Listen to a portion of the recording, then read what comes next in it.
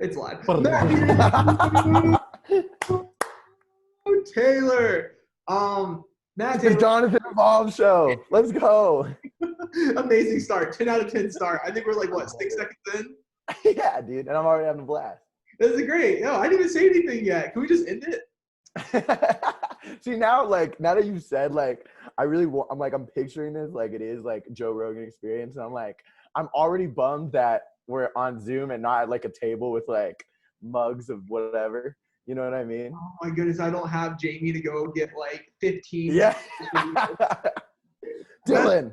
I gotta actually give an intro, but first I gotta say this story. I thought it was so crazy that Mike Tyson was on there. And Joe's like, yeah, I have this thing that like if you twist your neck, this is actually bonus related, so it fits for the intro.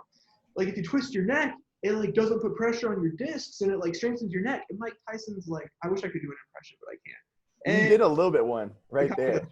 And Joe like gives him a $250 machine. Like that's the goal, man. That's the goal. Is interview people and be like, hey, you want a $500 Amazon gift card? Here you go. Just like, because why not?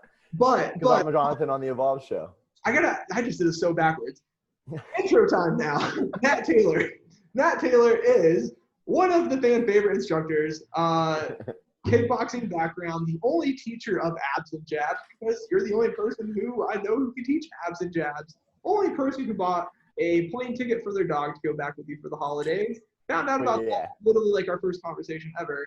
And then here we are today, and you're the only teacher I ever know of to actually call someone and say, hey, I have to get ACL surgery. When is a convenient time for you to get ACL surgery? And now you're recovering from it. Man, how you have such a wide fitness background. Can you just like explain somehow how it even started? I will, man. I love that intro. That was super nice. And then it's so funny too. This is how this is gonna go. I'm gonna get distracted by every little thing you say.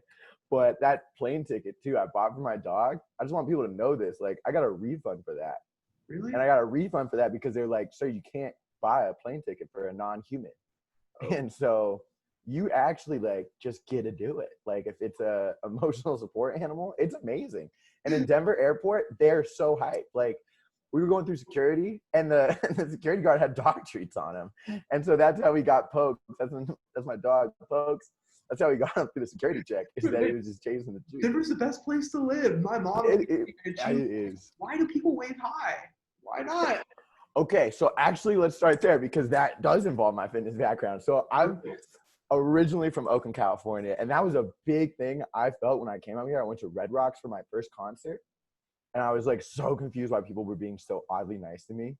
And I was like just constantly on guard. And like I bumped into a person and I was like ready to like go. I was like ready to spring. And he's like, oh my God, I'm so sorry about that, man. That is 100% my mistake. I hope you have a beautiful and blessed day. I love you. And I was just like, well, where am I right now? But so I am from Oakland. And then to be honest, growing up, like I'd never really like had any interest in fitness industry and like becoming any stronger. I was just obsessed with sports. Like I played damn near every sport except for baseball. Literally, like I was so bad at t-ball that we just knew we had to cut it there. But I played basketball, football, rugby. I started boxing when I was 15 years old. And then once I got into college and I started like realizing, okay, that's when I really started like going to the gym on like my own time.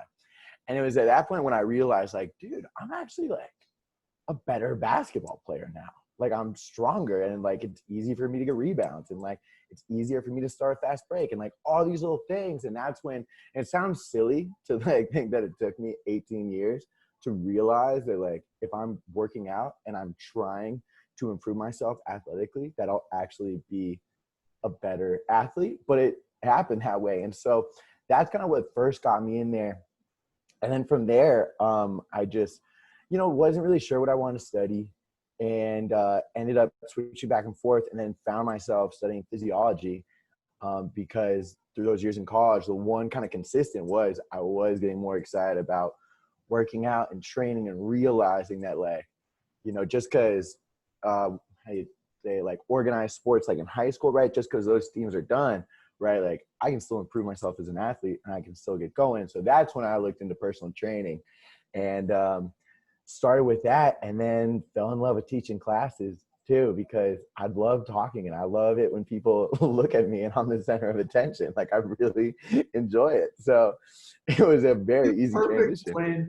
It absolutely is a perfect blend. Like if you ever took one of those job placement tests in high school, yours would have probably been like 1%. The fitness realm. Oh, because too, and can you touch on how you actually put your foot in the corporate world and then why you pulled your foot out of the Yeah, corporate world? that's so crazy because I feel like that didn't even happen in my life now. Like literally I was talking about it and I totally forgot that that even happened. So yeah, when I was out of college, like my first clue was like, I'm gonna be like everyone else. I gotta get that corporate job. Um, and so I was into marketing and I was into sports marketing. I was like, okay, that's a really cool way I can combine these two things. One that I enjoy enough to do for a job, and then one thing that I just love doing. And the more I was doing it, I just started realizing like I'm not happy. Like I'm not enjoying myself doing this. And the whole time I was still doing some personal training on the side, just for fun. But that was like the crazy thing is that, even though I was, making money from that personal training gig, I was literally just doing it for fun. That was like my thing that I got to look forward to at that time of the day. And so eventually I got to that point where I just didn't like the atmosphere that the office, the corporate world kind of brought. Yeah. And also I just like didn't like the idea of sitting down in an office and staring at that computer. I was starting to get these new headaches. Like I literally felt like I was watching myself age like 30 years in advance. And it scared the crap out of me. And so essentially I was just like, dude, you are still in the prime of your life right now. You're still having so much fun when you're out and doing what you enjoy, but you can actually just do that.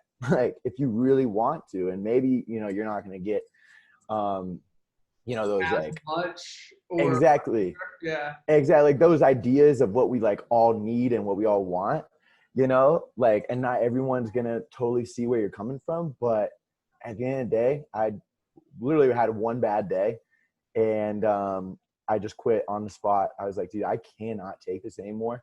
Started training the next day. And then ever since, I've just been teaching classes and training, and I've been significantly happier in that lifestyle.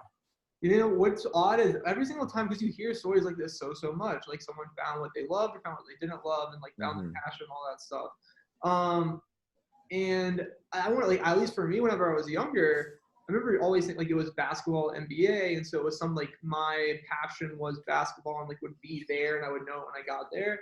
But so often it really just does feel like you have that intuition and that gut feeling of I need to go more to this thing, and I don't know what exactly it is, but it's got to be here. And then eventually you end up finding it, and it's like knowing you at this point.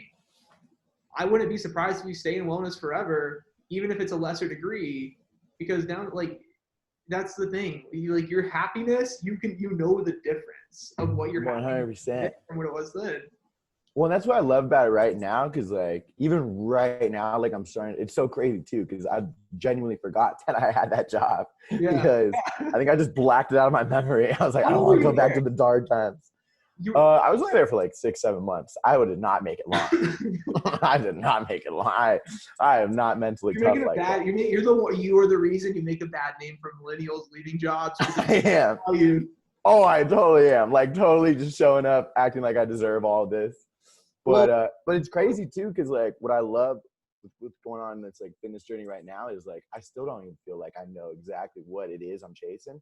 yeah, But that's what I love about what I get to do is that it's like, every time you throw it like a new different class idea at me or a new potential, like we started that stretching, flexibility, mobility class. yeah. And I was super nervous. I was like, oh my God, I've never done something like this. And this is so like, feels so against my style. Like, okay, I'm Mr. High Energy guy, and now I gotta like really bring it down. And I absolutely loved it. Like it was so much fun, and it was challenging.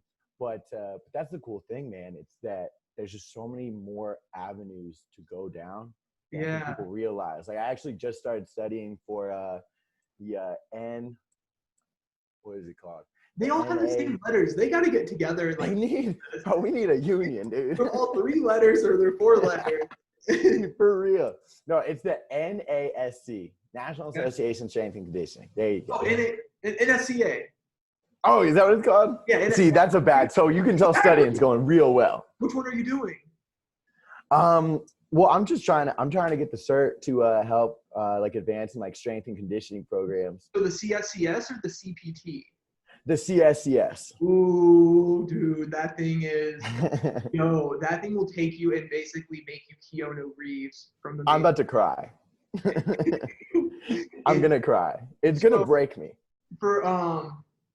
Okay, so I used to tutor people for that thing, and the way I taught it was like you literally are learning a new language, and that's the craziest thing about it because you have to know agonist, antagonist, synergist. But the game changer, like the eureka moment for me was when I realized muscles only pull. Did you know that? Like muscles will only do this. Yeah. Well, they contract and then they just release, right? Yeah. So you can only contract, and when you stretch a muscle, you're actually not putting force on it. Gravity's kind of doing its work. But that was it, because when you start to know the origin and the insertion, it's like, oh, like my lats, if I'm doing this, the origin is there, the insertion's there, and then it's like closing. Oh, then that's my lat. And then knowing the flexion, extension, and all that, it's a pain to remember. And like knowing what your learning style is, whether it's visual or doing or whatever. But man, whenever you take that cert, you are going to be sitting in that chair for an hour and a half or more, brain dead, and just like Jane Fonda. Oh, dude, I wish like when I got my A certification, I wish there was an undercover camera, just like checking me out, like because I would get up every 5 minutes. I'd like hit a push up, and then I hit like a lunge, like whatever the question was about. I like had to feel it. Well, wait, I want to touch on that then. So then what made you want to actually go and do the CSCS? So I think just the fact of, well, to be totally honest, I was watching Last Chance U and I was like, man, that looks like a lot of fun. And it was in Oakland. It was at Laney College where I took a class, dude. Really? I took a class at Laney College. That's the best impulsive decision ever. I bet that's the best impulsive decision you've ever made. It's amazing. But too, I think it's just because it's just like any other job, man. I think that's the cool thing. It's like when you do find that space that you are happy to work in, it's like, I don't need to do this for financial reasons at all. I just want to do it because it's fun and it's genuinely like it's going to be really hard, and I don't like studying. I don't like reading. I don't even know if I'm good at reading, to be honest.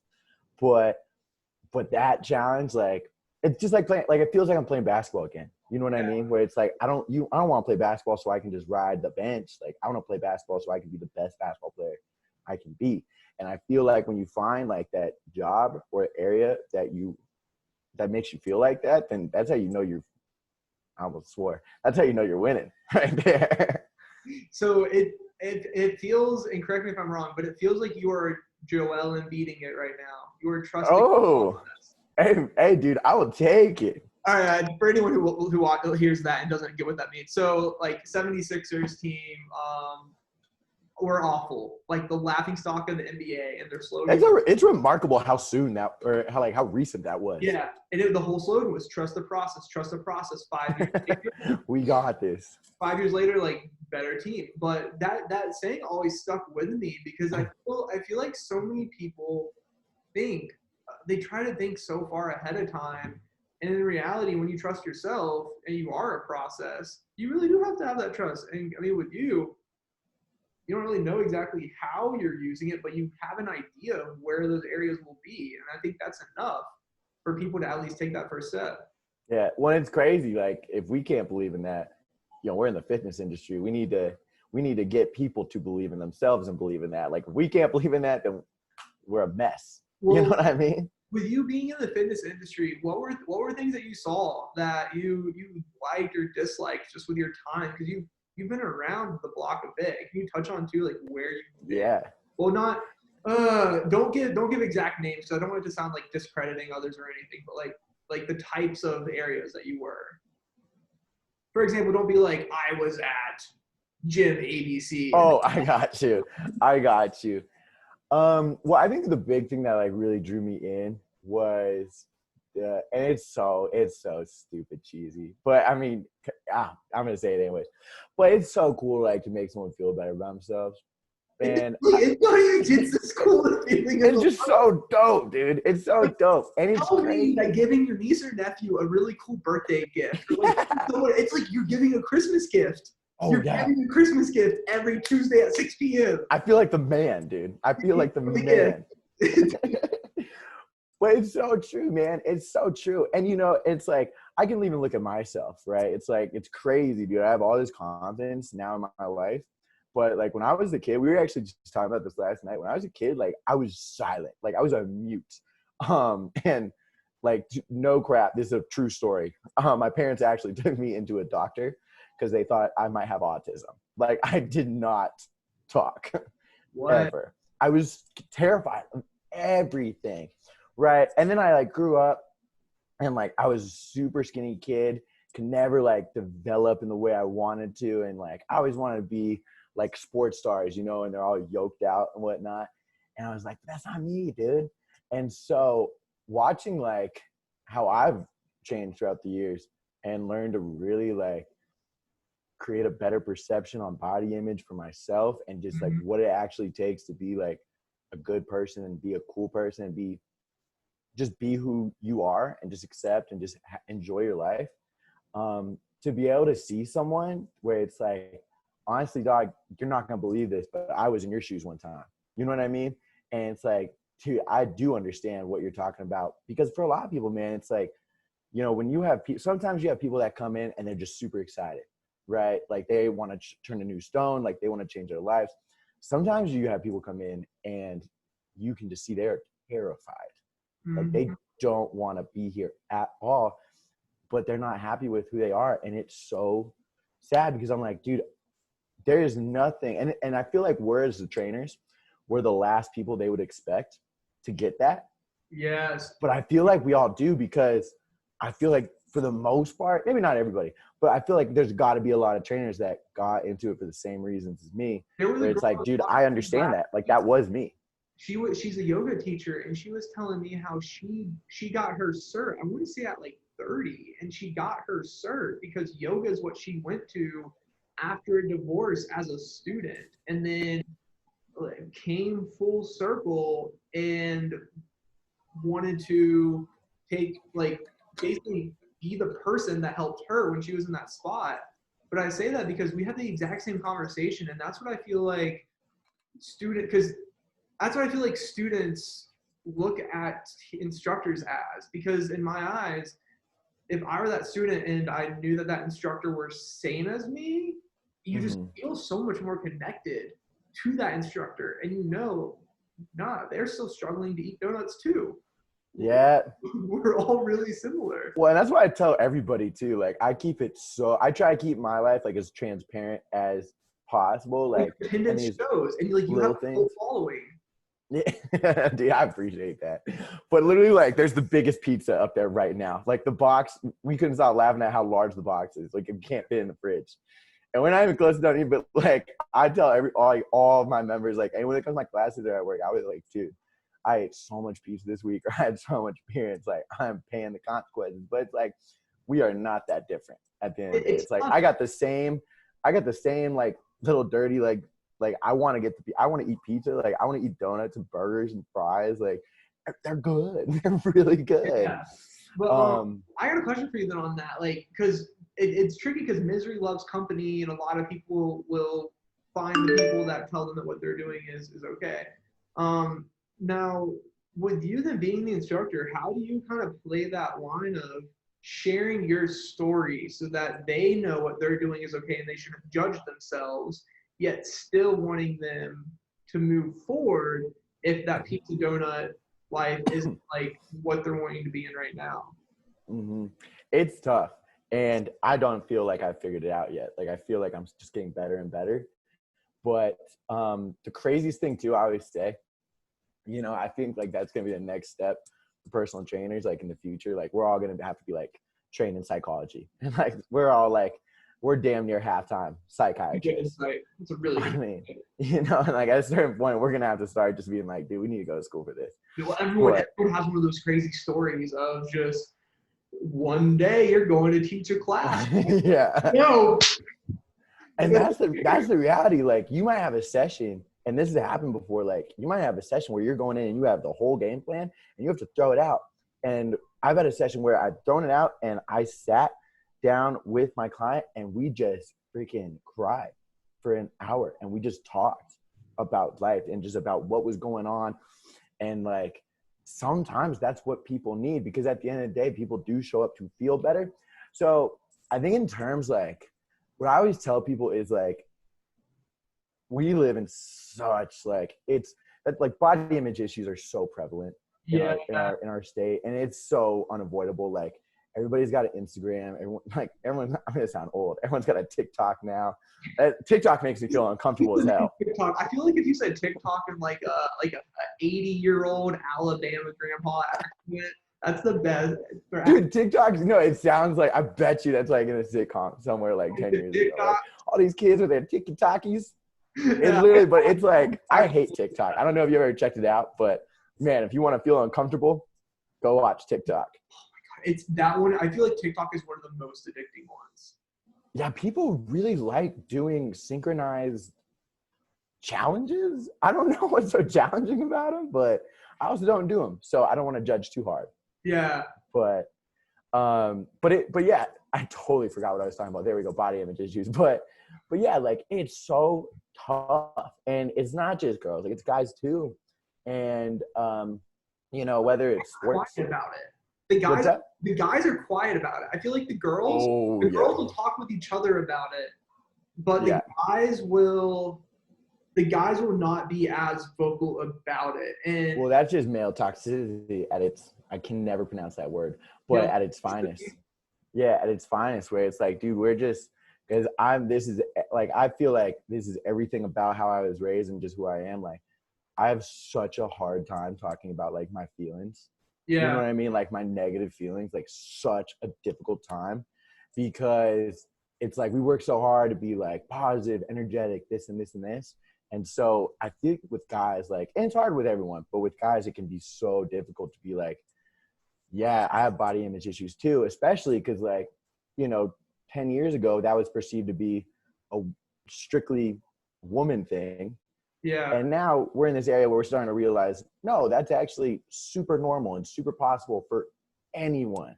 Yeah. That happened to you. And it's a bummer. So like the biggest thing I try, like it's tough, but it's like a dose of reality with like also just trying to be encouraging. It's like what I like to use is like just kicking out, like let's say they love the Marvel movies, right? I'm like, all right, Chris Hemsworth, right? Dude's playing Thor. I'm like, I'm gonna make up a name. Robert, if you got paid to have professional trainers, nutritionists, guys keeping you on a schedule, this and this and this, and that was your job was to look good, right? Stereotypically look good, you would do it. It would happen. But those, like, we can't keep bringing ourselves into that idea that we're going to wake up and look like Captain America one day. What I try to do is I try to do my best to take those goals, right? And I never want to change a person's goal, ever. If they have a strict goal, I'm supporting that. I want to help them achieve that. But what I do try to do is talk about some other goals too. So instead of maybe like, the initial goal is like, I want to lose 20 something pounds. It's like, okay, I love that. What if we do that? And then also we set another goal in terms of, okay, I also want to be able to do a plank for 2 minutes, right? And so I try to kind of guide them into seeing the positives, right?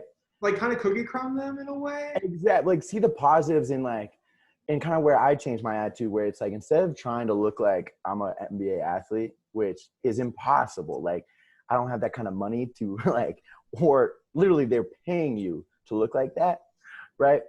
What if I start just changing my goals to what I can do, right? And that way I feel like you start living a more enjoyable life because you're stronger, you're more able, you're more capable to do things. And everybody wants to be able to do things for as long as they can, right? Nobody wants like their basketball days to be cut short or to need assisted living at a super early age or anything like that. Like nobody wants that. Everyone wants to be able-bodied and to do things.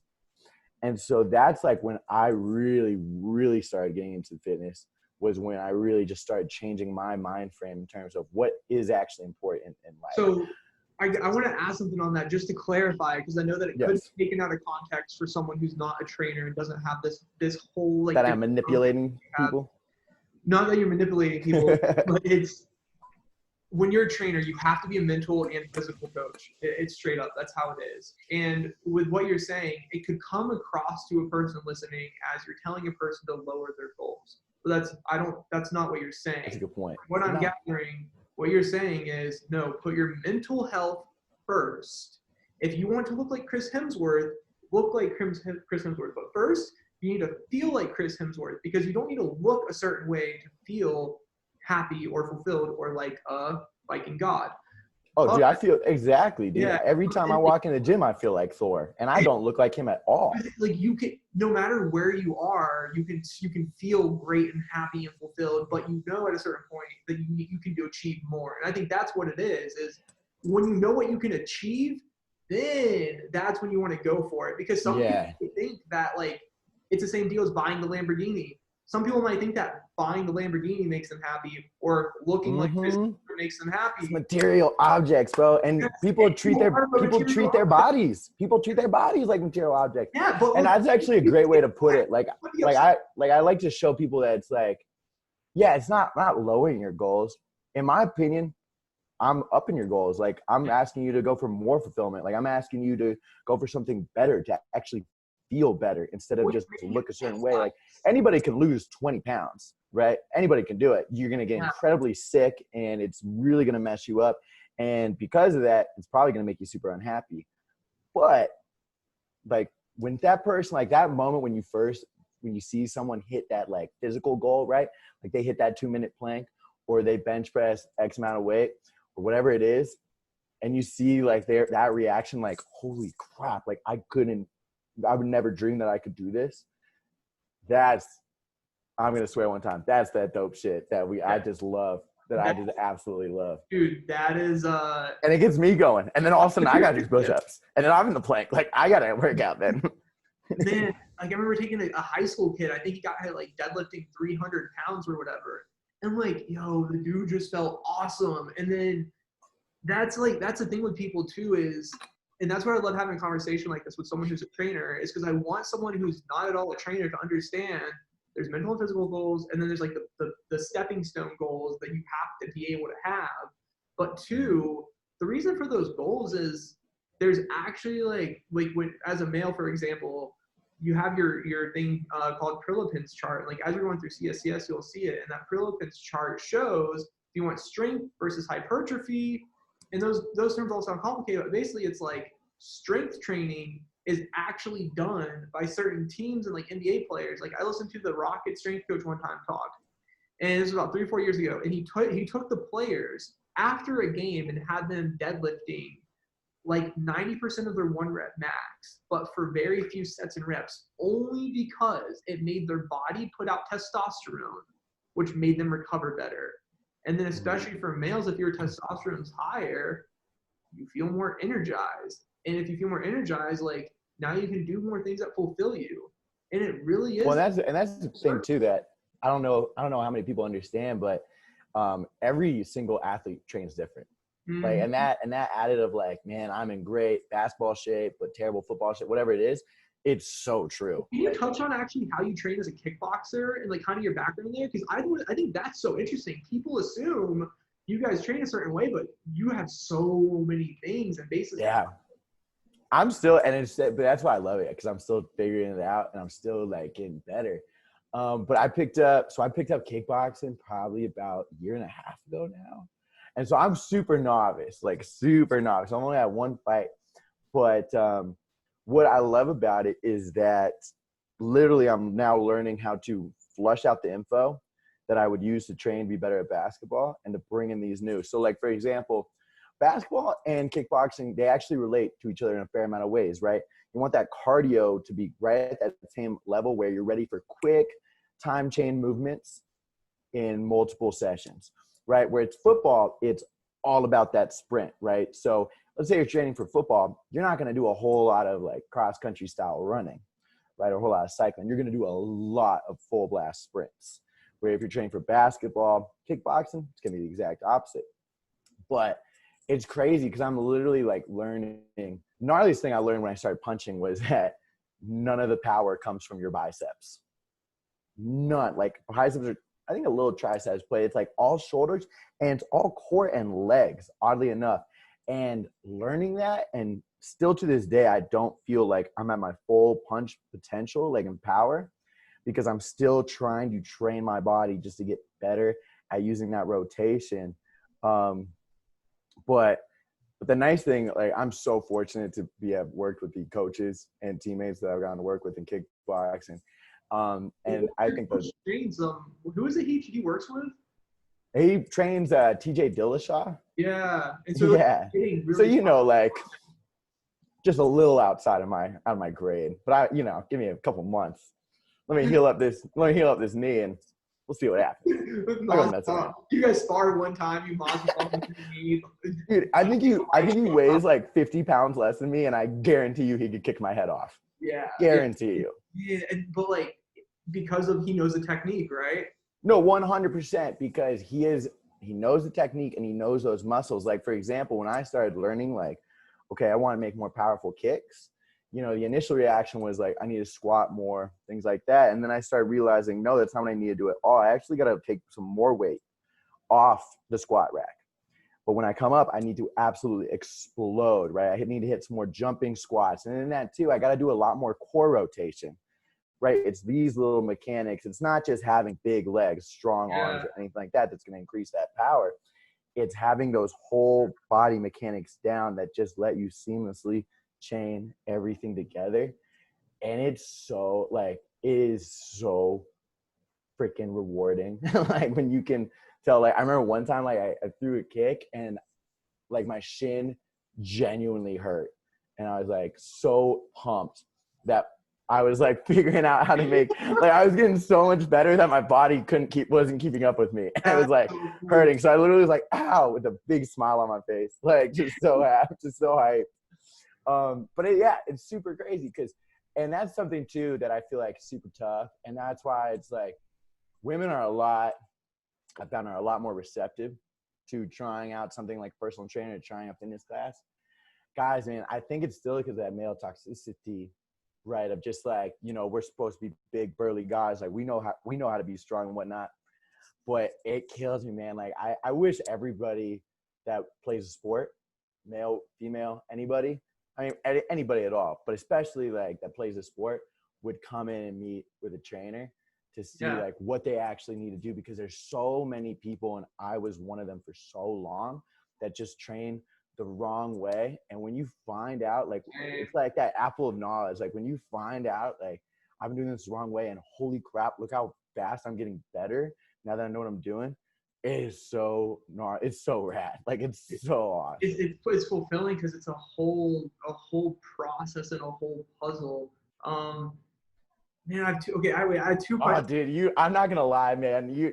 I'm so like, I want to go to the gym so bad right now. And I literally asked my PT, my physical therapist yesterday. I'm like, hey man, so could I please go back soon? And he's like, I mean, dude, you are still having trouble walking. No, you cannot do that. How long was your knee surgery? 2 weeks ago, or your ACL surgery? It was about 3 weeks ago now. Okay, I two areas I'm going to go to, but I wanted to go to one real quick. Man. But this is killing me. Like, I want to go back in there so bad now. I feel like a joke. I've been watching New Girl all day and eating pizza. Like, what am I talking about in this fitness? Actually, okay, I think this is the perfect segue then to male toxicity. Because I've talked to you some about what I had to go through with my recovery, and I want you to share yours too. So for any guy specifically, or any woman listening to this whose husband is super stubborn, or spouse, check this part out. I talked to you whenever through quarantine and everything, because this is September of 2020 right now. I lost 20-something pounds, got all these great routines dialed in, more fulfilling stuff, blah blah blah. Had a sports hernia, took 6 weeks off. How are you feeling, by the way? Going like inching back slowly, like actually going to a yoga class tonight. Nice. Yeah, one of our I live at one of the places that we work with, which is like the coolest thing. Hey. But I took 6 weeks off, and in that 6 weeks, I had to ask myself, and this is what I want to get your thoughts on too. I had to ask myself, because it's where do I want to go with this? So you have that one mentality of push. That mentality, though, gave me scar tissue in my right hamstring because I pulled a hamstring sprinting when I shouldn't have. So then at a certain point, you get to a degree where it's like you kind of just have to sit. You can't do anything. And the alpha male mentality is actually going to hurt you in the long run because you actually just have to be cool being a bum and letting your body recover and catch up. But that doesn't mean you have to stay there. And so like with me, I took 6 weeks, no activity, and now have hit the play button and have begun resuming because you can trust yourself and know it's in your control. So like that's what it was for me. And then with you, I would want to ask the same thing for someone who's hearing this and like, oh, this trainer eats pizza and all this stuff. Like, Yeah. what's different about before your ACL was torn, what you're doing in the middle to recover, and then kind of what you think you'll be doing once you're cleared for activity again. So I think people will discredit the mindset of an athlete sometimes, and sometimes no, like you need to drink wine and eat pizza or whatever it is that just makes you sit still and not break yourself. 100%. Yeah, first off, everybody needs a breather. Everyone needs that beer, that wine, or that joint, whatever it is for you, unless it's dangerous. Yeah, you know, everyone, unless it's super. I was like thinking in my head, I'm like, well, I guess not everything, but everybody needs that. And like, this is where, like, I'll just be totally honest. Like, this is definitely where I feel like I lack in strength is that, you know, especially with quarantine, like right now, like we're all so cooped up. And so depending on like where you are, like I know in California right now, it just couldn't be like any worse. You got the fires going on outside. So breathing quality is really not great out there. There's also just nothing open. So you're so used to being cooped up and inside, and you want to be able to get out and do things. I think when I really first started, I don't even know how I'm answering this question, but I'm going on a tangent here. I think when I really first started to like try to figure that out, and it really got me in fitness, was when I was like 18 years old. I went through a super gnarly traumatic brain injury. And it was to the point where it just shocked like my whole body system. Like I had to essentially relearn how to walk. I slipped into a coma for a little bit of time. What's that? What was the injury that happened? So I actually got into a super gnarly fight outside of a 7-Eleven. And I don't know, like I really wish I could tell people like how it went down, but I just don't have any memory of it. Wow. At all. But it was in that moment that I kind of like realized, I'm like, oh my God, like I'm just like I feel like a vegetable right now. You know what I mean? Like, look at all this potential like I lost, right? And so it did some good for me and it did some bad for me, right? And the good is that it really like brought like this fire into me and my personality and my life that I didn't have before, where I'm like, oh, I'm here to push and push and push and push and push and push because I don't know, right? It gave me that perspective. It's like, you don't know when you don't get to push anymore. You know what I mean? Like, and so taking advantage of that opportunity, that moment. But at the same time, right, it's like now I have that fire. And so it's like, I'll come into something right now. And it's like, oh, I'm already talking about wanting to get back into kickboxing while I'm still having trouble walking. And you can accept that you're going to have to be a bit more lazy though, because you know that you have that fire. Well, and so that's what I'm doing like right now. Like right now, I'm just trying to like just let it all in and just lay into it. Just accept it, right? Like I got some new video games, just like added on my movie list. And it's like, okay, dude, you know what? For nice little month and a half, however long it takes, you get to turn off your brain, right? That same brain that, you know, is always pushing you and putting pressure, this and that, and you just get to relax and you get to do nothing for a little while and no one's going to be mad at you. Like there's no judgment and it all makes sense. And even then, like I'll still every once in a while, like it was like day 4 and I was starting to lose it. And then my dad caught me shooting hoops outside. So every once in a while, like I'll just break down and I'm like, no, back to it, like lay into it. But it's hard. And it's really hard too, because that's the toughest thing I think to figure out when you're starting to really create a regimen, because it's not just injuries. Like, that's part of life. And I realized, like, I had this constant issue where I could not stop tearing my pectoral muscle right here. Every time I would hit a chest day, because I refused to let it heal. And I was so stuck on that. Like, if I'm not working out 7 days a week, you know, for 2 hours every day, like, then, you know, I'm a loser, or I'm not doing it right. When in reality, that's a line that I don't even feel close to having totally figured out. But I feel like that's what makes you like an elite athlete, and makes you like just getting the best potential out of yourself, is when you can recognize those pockets where you need to take a little break. And what I always say to people, it's like, in terms of dieting, you got to have 2 groups of food, right? You got to have your foods and your drinks that are good for the body.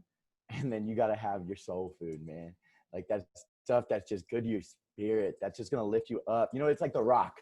The Rock has a cheat day. I don't know when, like, how he spaces it out, but I follow him on Instagram, and he'll post it, and it'll be like a dinner. It's like 4 double stack burgers, or like an entire plate of sushi. And it's like, these elite dudes, like these guys that literally The Rock, I think, is pretty much the first dude besides, or it's second after Arnold Schwarzenegger, to be like famous for having ridiculously large muscles.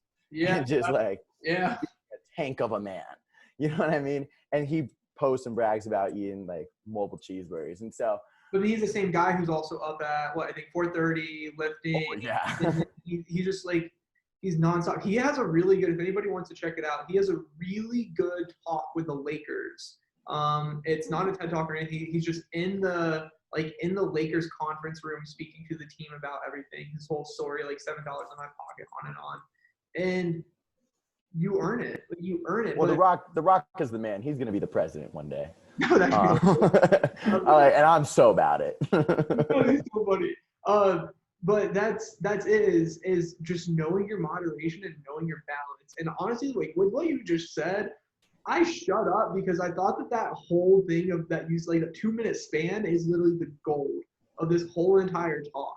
Because so many people need to know it is okay to let off the gas. And I think when they don't feel okay about it is when they doubt themselves on if they're going to be able to hit the gas again when they finish. Yeah. When it's hard, like it's hard and it's frustrating, and you're never going to find that right balance, because the line's always going to change because your body is always changing, you know? And so like, I think that's part of it too. Everybody wants like the surefire answer.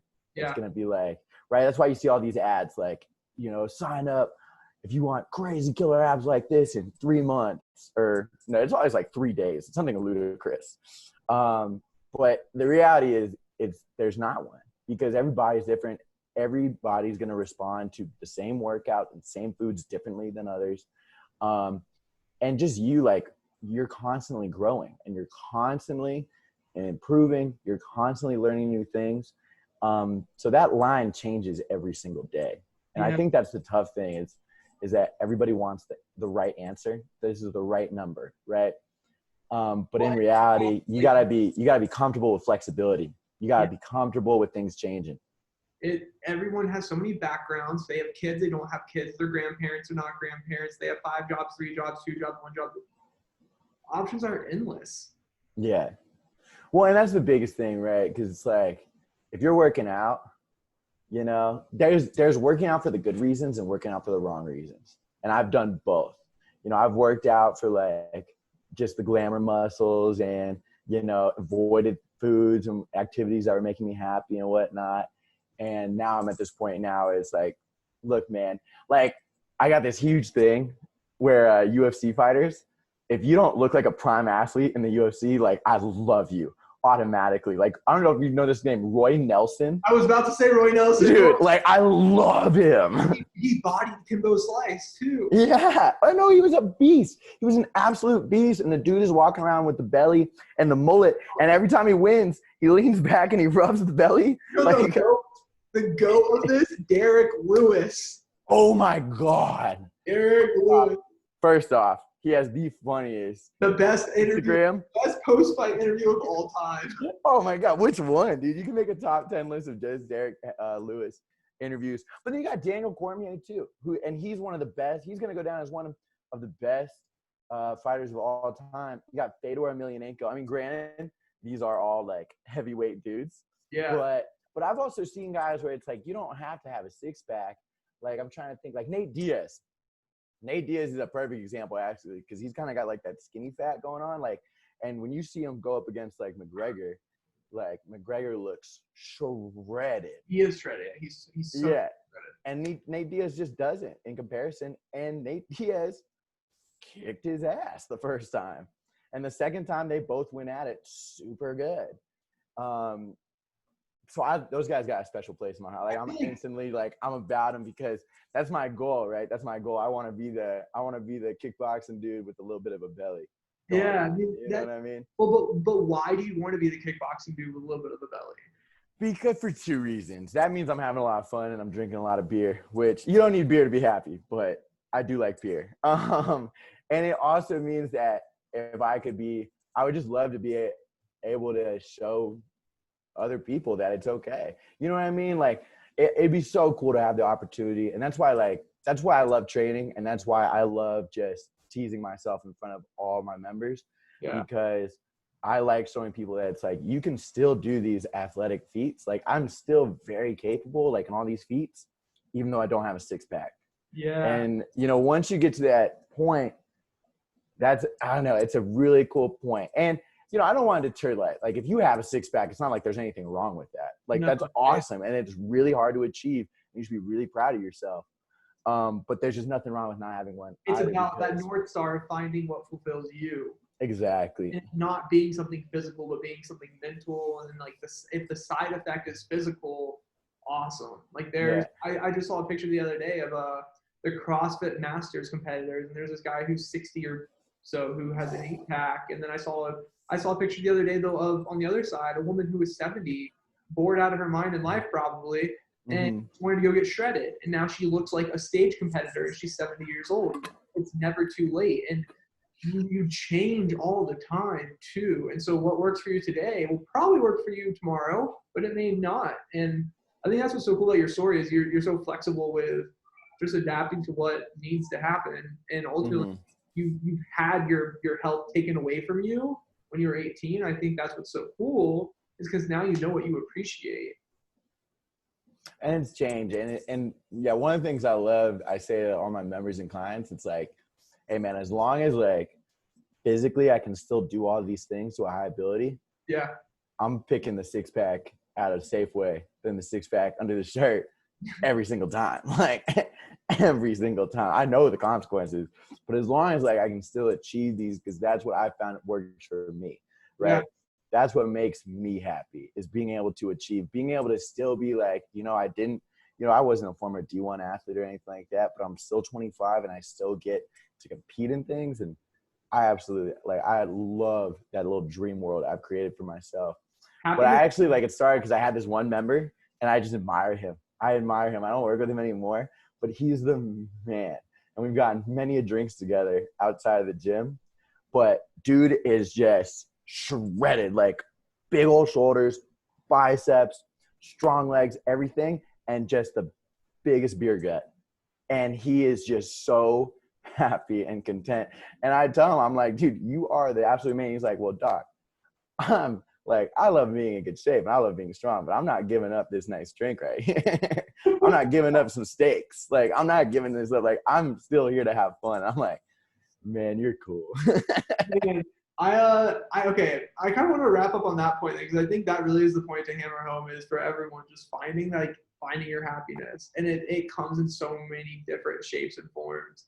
And you can go and look for all the other people's shapes and forms to try to validate that yours is okay. Yeah. But honesty, it's if you feel okay with what your happiness is, you're there. But the big caveat to that is I think a lot of people, there's complacency happiness, and then there's I think I don't even know what the term would be, but like a pursuing happiness. Yeah. And where you're progressing, but you feel content and you're trusting the process and you're happy during the process. And it just seems like when you stop having a process, you don't get as happy as you were when you were chasing something. Yeah. And let me make something clear too, just so I don't sound like I'm just like this little dude that I want to swear so bad. I'm keeping it so clean for you.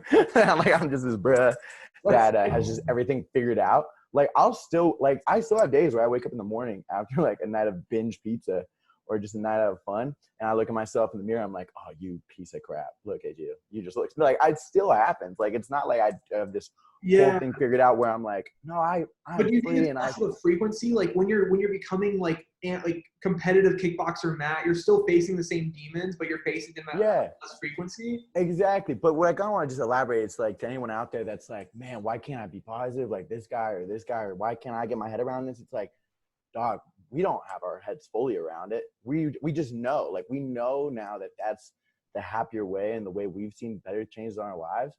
And it's an ongoing thing, right? It's not like it's just super easy. Because I think that's the tough thing is sometimes like we trainers, like we want to be so positive and so encouraging, but at the same time, it's totally okay. Like, yeah, because some people are just going to be like, interpret that as like, we don't understand the challenges that come with it. It's like, but it's real. Like it is hard and it takes work. It's like anything else. It's really like your brain is a muscle.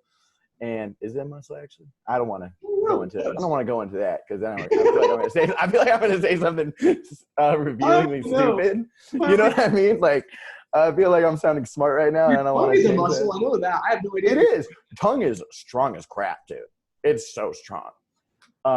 Anyways, I felt that was going to go inappropriate really quick.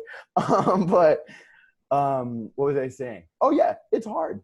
Like we're going to be here and we're going to talk about how it's the right way and how it's awesome and it's liberating. It's still hard and it still takes time and I can still be better at it. You know what I mean? And so that's something I just want to make sure that no one's hearing this and just like immediately shutting it off, being like, I can't stand these like over positive individuals right here. Like everything's so perfect. It's like, no, trust me, it's not. We get it. Things are hard. I had a talk with someone yesterday, and like literally, I said, if everything were perfect, you were a robot. Yeah. Like I woke up this morning after thinking on it, I thought like I'm actually really, really happy. It's weird. It's weird and twisted. It's a whole perspective shift, but in a way, you become grateful. Because when you and I are talking, a person listening to this doesn't have any idea of the problems we're facing at all. Right. All they're hearing is pursue the best you. But people attribute that to everything is bright and rainbows and dandelions. I'm like, no, it's not. The dandelions might not be watered. The unicorn is missing a leg. The rainbow might be dark.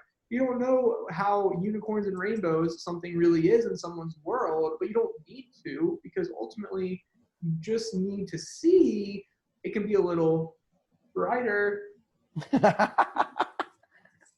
My man. That's awesome. But it's good. You have to we need special effects. We have to use that like, boom. For the final question then. I want to ask you then, real quick, if you don't mind, I just got one last thing to say on the last question. Oh yeah. But that's like the thing. It's like it's crazy too because like every once in a while, like, you know, you'll have a member or you'll have a client, you know, and you guys, like, you spend a lot of time with each other, right? Like I said, you're pretty much there to help them improve their confidence in a lot of aspects, like in a lot of terms. And so you end up sharing, like, you end up learning about this person, like where they come from, they end up learning about you. And it's crazy, man, because like people literally, when they first meet me, they look at me as if I'm just like this dude with the perfect life and just loving it all. And it's like, then they find out, no, this kid goes to therapy every week, just like me. Like this kid's battled with addiction issues. Wow, like this kid, like it's not everything as it seems. And I think that's really intimidating for people when they want to go to a personal trainer. It's like when you're down and you're like depressed or you're having your own mental struggles, whatever it is, you don't always want that super energized, positive, like sunshine, rainbows, butterflies person in your face. Mm-hmm. But we are people, believe it or not. We also are. And we got our own things. But that's why I think we love what we do, is because we do understand the effects. But you know when to push and you know when to pull. 100%. I've never met a coworker or another trainer that hasn't had their own mental health struggles. Mm-hmm. Never. I'm sure they exist. Actually, you know, they probably don't. Everyone has struggles at some point. I think the ones that exist are the ones that most people wouldn't tell their friends about because they would just they probably fit more into a mold. But it kind of comes back to you become you because of your struggles, and then you're not going to be the best client. Like that's why we do those descriptions in the app. It's difficult because when you go to a gym, typically you get assigned somebody, but you want to find someone who seems that they give that vibe that they're more of you, because everyone's going to need a more quiet person. Everyone's going to need, there's all these different personalities. Ultimately, it's just about find the trainer for you on your journey and what type seems like they're best for you. Well, it's important for us as trainers too, just to realize that, people are going to come in with different expectations, and that if we really want to do the best job we can, we have to make an honest effort to find out what this person's looking for and who they want. And maybe it's different, you're not going to have two prospect clients that are going to be the same. So, maybe I'm working with someone for an hour and then I got to tone it down a little bit for the next hour for the new person. Right. But you figure that as you go. But I'm just rambling now. I don't know. You're good. Hey, our job's so cool. I got that's a great way to put it. All right, man. I want to ask you the final question then. Where you just have such a diverse background, so I try to think of how to word it. That's very nice of you to say. I really don't think I do, but I appreciate that. You have different specialties for sure. A lot of experiences you're all from. How do you feel like you have evolved through fitness/wellness, whether it be physical or mental, that you wish others could just be able to apply to their lives as well, to make their lives even more fulfilled? Wait, can you answer that question one more time? How do you feel like through your fitness journey, you have evolved? And what do you feel like with your journey, you wish that you could give to somebody else for their journey through fitness? Confidence. 100% being confident in who I am as a person and watching that evolve. And it's still getting bigger and not just because, right, I walk in a room and I'm like, I know I can do more things, or I know I can keep up, or, look at my muscles, anything like that. But just confidence that comes from really pushing yourself and putting yourself in that vulnerable situation, right? Because we all had to start somewhere, and trust me, I'll still go into a new gym today, especially if it's something specialized like kickboxing, and I got butterflies. I still go to the same kickboxing gym I've been going to for about a year now. And everyone's if I haven't been there in a while, when I go back in there after recovering, I'm going to have crazy butterflies. So that's what I kind of hope that everyone gets to find in their own fitness journey, is just building that confidence and that self-love and that self-appreciation, and acknowledging that it's wow, I just worked my ass off. And I worked my ass off to get to this point. Hey, what's up, dude? This is my little brother. But I worked my ass off to get to this point, and just really appreciating that in yourself, because that's what I've found is that through this journey, I've just become more of a bubbly person. I feel more comfortable doing things that I wouldn't do in the past, just because I know that I have the ability to push myself and that I can become better. And even if I can't do that right now, I'm doing things right now that I couldn't do back in the day, right? And so I know that that's possible in the future. So that's the biggest thing that I hope that I would like to see everyone get in their own fitness journey. Man, thank you so much. And thank you for sharing all the story and everything too. And dude, I'm so to get you back to classes with I'm so excited, dude. I miss it so much. Honestly, I'm a little sad. Man, thank you so much. It's gonna be so fun. Of course. Thank you. Yeah. Matt, I will keep in touch with you very, very soon. All right, John.